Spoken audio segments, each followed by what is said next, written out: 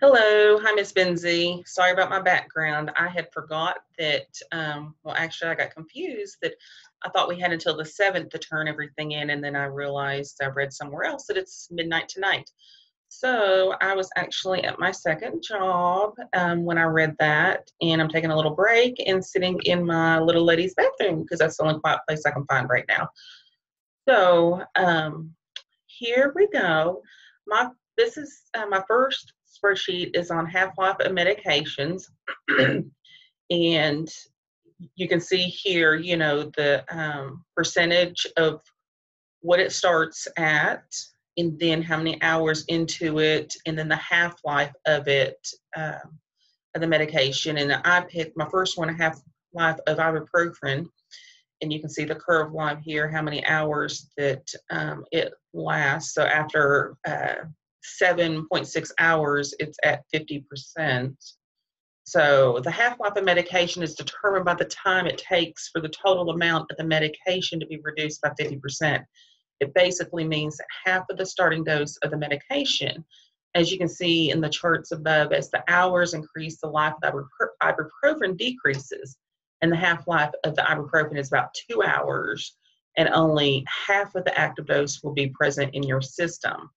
I think it is important that you try to understand the half-life of ibuprofen and other medications, as you might use to know when and when not to take it, and for a fact that if the medication was taken too close to any life left in a medication to prevent overdosing or side effects.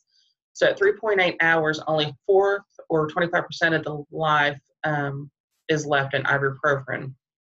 So, and the next one that I chose was half-life of Adderall. And you can see here, just basically like the chart and graph above for the ibuprofen, I just think these charts are just so neat looking. But Adderall is a psychostimulant that combines both amphetamine and dextroamphetamine to increase the levels of dopamine and norepinephrine. I'm not sure how to pronounce that. Adderall is used to treat attention for deficient hyperactivity disorder, ADHD, and narcolepsy. It comes in different doses depending on what is prescribed by the doctor. The doctor determines the milligrams by the size of the patient and the severity of the symptoms. Just to get the chart started, I've chosen a small dose of 20 milligrams of Adderall. So you can see that up here. And then, so 2 hours, so 20 milligrams of Adderall to calculate the life versus the half-life. So 2 hours after 20 milligrams of Adderall is taken is when the 10 milligrams, 50% of life left of the pill.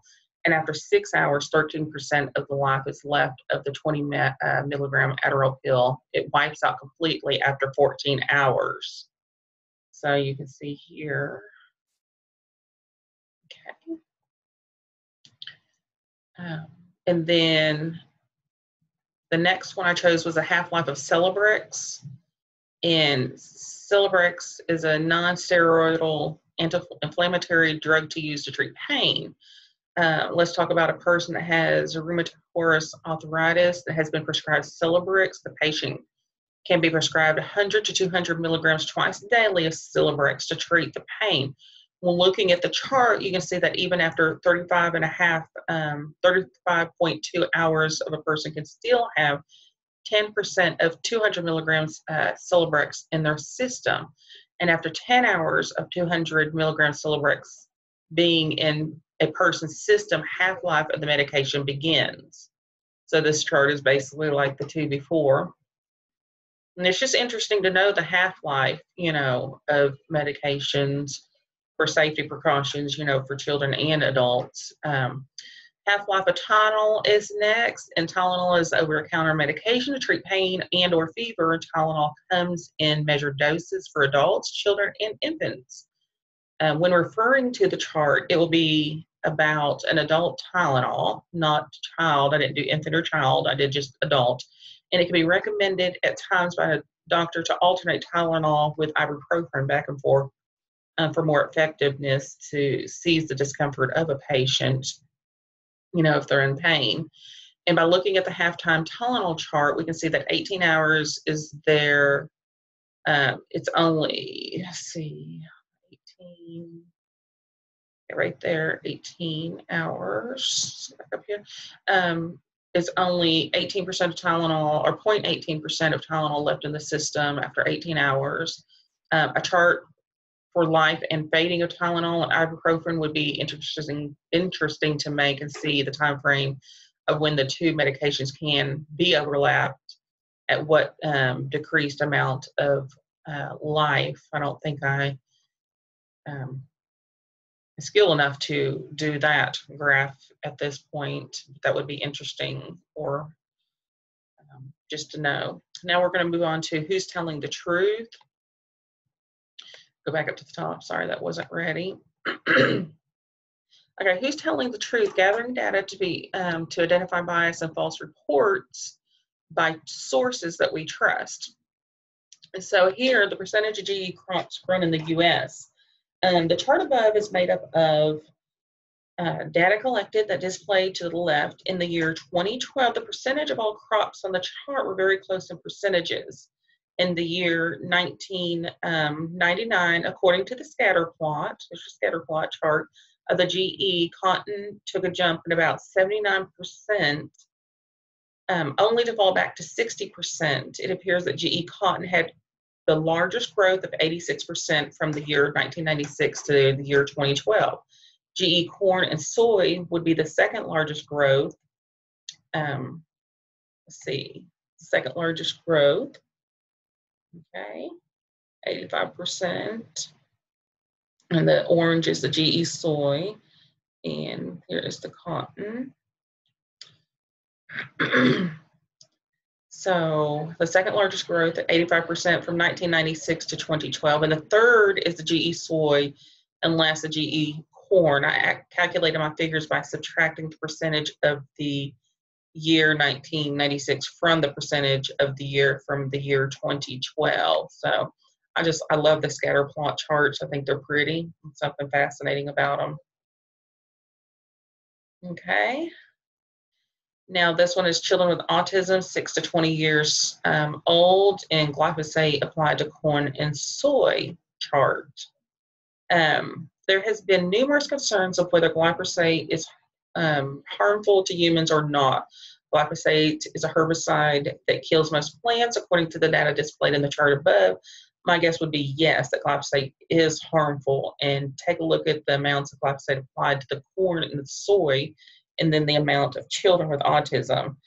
As the increase of glyphosate applied to the corn and soy, it links to increase of children with autism.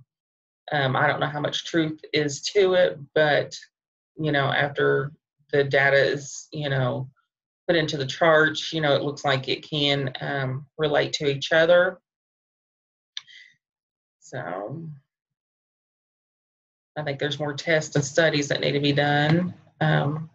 Acute kidney injuries and hospitalizations chart. Acute kidney injury, AKI, is a loss of kidney function, which is usually caused by reduced blood flow to the kidneys. The chart above shows the amount of glyphosate applied to corn and soy, 1,000 tons, and when the glyphosate was applied, the amount of people hospitalized in 2008.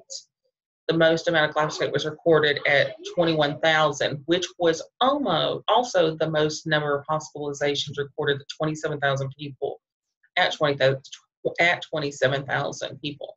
In the early years of 1990 to 1995, there was no data recorded for the amount of hospitalizations. And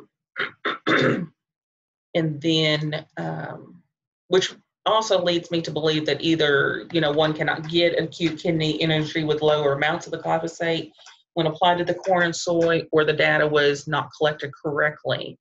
I'd have to go over with the lower amounts of glyphosate is applied to corn and soy, the chances of acute kidney injury is slim.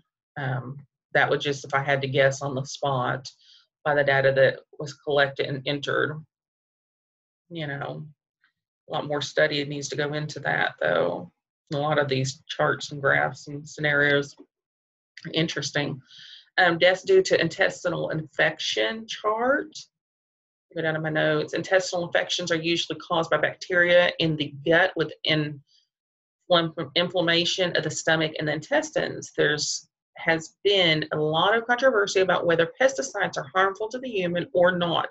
When studying the graph above, it is almost safe to say the rise of deaths correspond with the increase of the acres of BT corn planted. It appears that if I had to just go by the graph, I would say that the BT corn is not safe for humans due to the death increase from intestinal infections.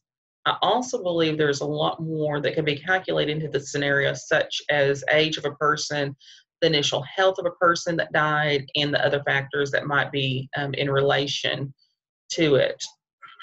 But you can see the acres planted as they have increased, during the year, that the deaths have increased.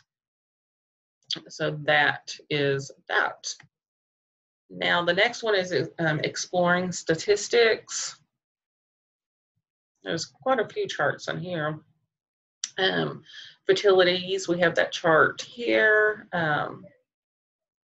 And the gender. We have the road usage, the driver, most motorcyclist, a passenger, pedestrian, bicyclist, and an unknown. Let's see. We have the location, the age group. We have 0 to 4, 5 to 15, 16 to 17, 18 to 20, 21 to 25, 26 to 29, 30 to 39, 40 to 49, 50 to 59, 50 or 60 to 69, 70 and over, and unknown. Again, that's a lot of age groups there, breakdowns. The level of urbanization. Well, that looks kind of messy down to that part of the graph. I didn't realize that was squeezed in. Sorry about that. Okay, the above are 6 sets of statistics about impaired driving. Being impaired when driving means that the driver's ability to operate a motor vehicle was altered due to consumption of an alcoholic beverage or drug. According to the data that is read on the age group chart in 2019, the 70-year-old and up to the most involved is fertility. Look at the gender chart. And the male gender is higher every year compared to the female gender. Rural locations have more fertilities according to the statistics charted in the location graph. Ages 30 to 39 during the year 2018 was extremely compared to the other years recorded. Reaction time is seconds in adult subjects and blood alcohol level chart. As one consumes alcohol, the brain function is impaired by overall depressant effect of alcohol.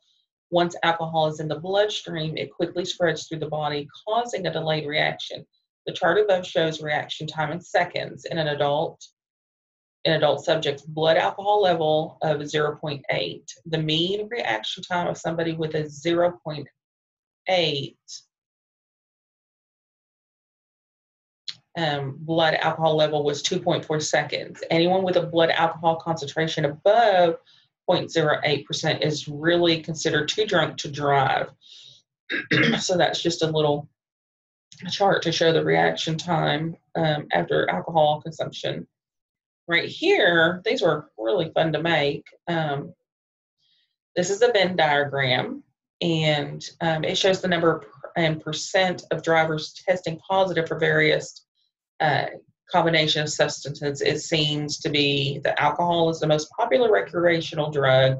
Medications have a percentage of 11.7, which a lot more compared to cannabis and other recreational drugs. Medication and other recreational drugs chart in at 38, 3.5%, while cannabis and alcohol is a low at 18, 1.6%. Let's take a look at the alcohol and medications at 26, 2.4 is low compared to the cannabis alone. So we'll go in a little bit, so you see a lot of mixtures. I just couldn't even imagine taking all that stuff. I'd be afraid of a heart attack, or stopping my heart from all of that. Okay, so here is observe and describe distributions of data and texting while driving. So observe and describe distributions, texting and driving chart. And then we've got, the age group breakdown, 16 to 24, 16 to 24, 64 to 24. I love the bell curve charts. And the age groups 25 to 69, each one of those. And age group 70 and up. Look at that. Drops. Okay, so scatter chart plots numeric values are both the x and the y axis based on the values on the x-axis. It is used for comparing sets of numerical data on both axes or when you need to display the functional relationship. The variation in the charts for the three different age groups are because the bounds, manipulate and maximum values are different for the charts until all three were set to 2 alike. These are basic things that we need to be aware of, simply for the simple fact that results could seem as if they have major differences in reality. They do not when the data is spread out. So it's not that much of a difference, So the next one, measure probability. Let me go back up to the start. Sorry, these are not. All right, okay, measure probability using distributed statistics and explore skewed data.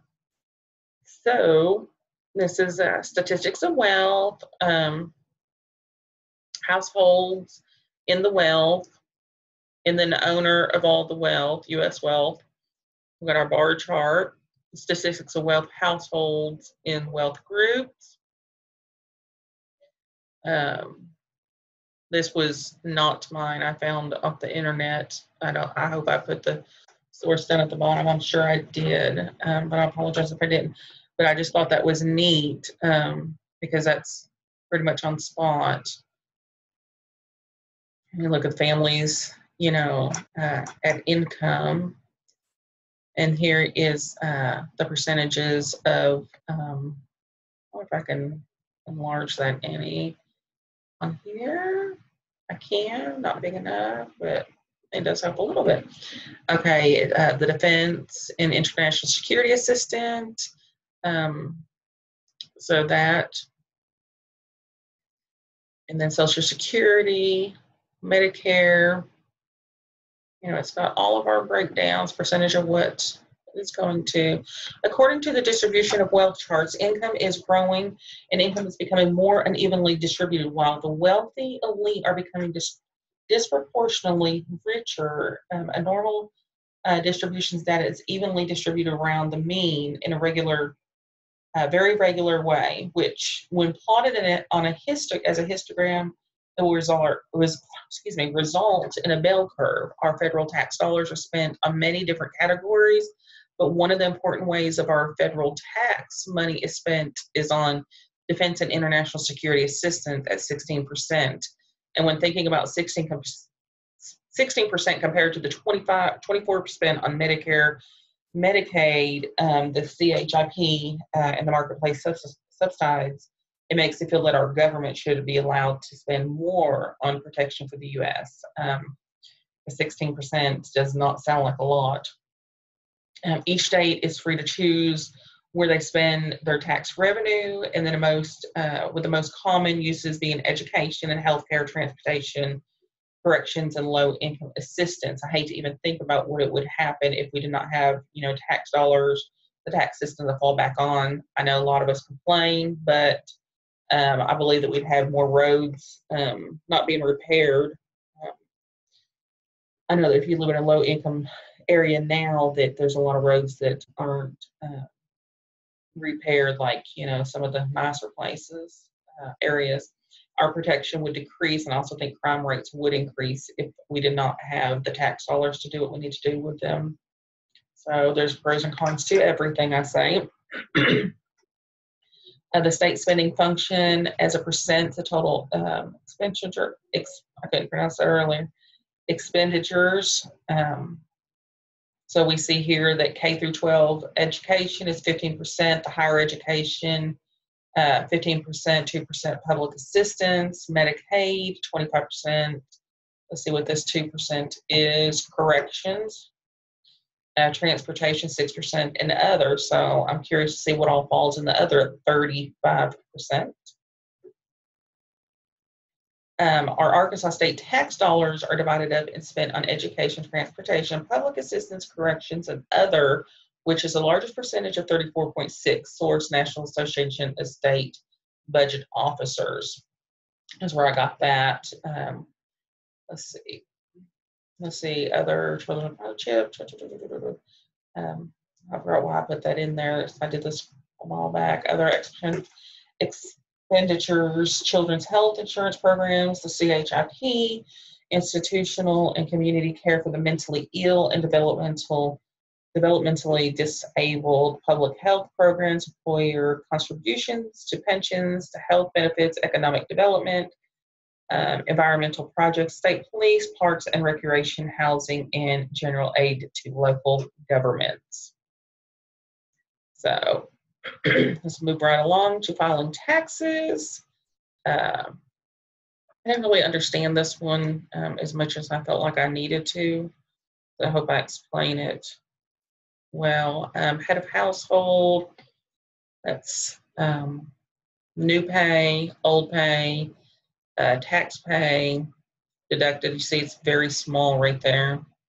Annual pay. So $50,000 for the old pay, $52,000 for the new pay. At $50,000, only 19% was deducted. The tax paid was $10,810 with a leftover of $39,190. The new pay as $52,000, deducted 29%, tax $20,972, and the leftover was $31,028. A lot of money. If you're single, filing taxes, the old pay $50,000, 29%. This is pretty much almost the same. Let's go back up and compare. 32. So if you're single, look at the difference there. Married, okay, taxes paid. That's a big difference there. And then look at these two amounts right here. Head of household versus being single. Married and filing jointly. Sometimes when getting a raise, it means you're moved to a higher tax bracket. When claiming head of household, if you get a $30,000 raise, taxes you pay would increase 10%. If you were to get a $300,000 raise, the tax bracket only charges about 2%. So not always is it beneficial to get that raise. Arkansas has 3 different rate schedules depending on taxpayers' total taxable income. In 2018, Arkansas adopted a low income tax relief legislation that reduced marginal rates, the lowest income schedule, as well as the lowest rate in the next income schedule. So, married filing jointly. Oh, why did that mess up? Okay, well, I guess that's weird. So 11,733. I'm not sure why that didn't. Sorry about that, Miss Benzie. Annual pay 50,000 deducted, so that's 11,000 left over. 38, 11,733. So it looks like, well, the married seems to be a pretty good way to go, I guess. And taxes, 19%, 29. Yeah, or old pay for head of household. Like I said, I didn't understand this was as much as I needed to. But anyway, so that is my video for this number 7, and I hope you enjoyed it, and thank you.